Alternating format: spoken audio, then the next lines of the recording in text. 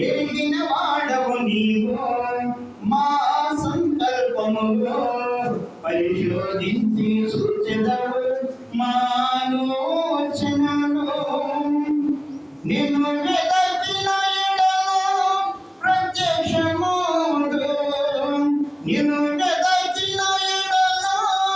ప్రత్యక్షమౌదు పూర్ణ మనసుతో నిన్ను సేవించెదను పూర్ణ మనసుతో నిన్ను సేవించెదను నిన్ను ప్రేమించెదను నీ రూపం పొందెదను నిన్ను ప్రేమించెదను నీ రూపం పొందెదను నీ సంకల్పంలో నేనున్నందున నన్ను పిలిచి స్వీకరించిన నా దేవా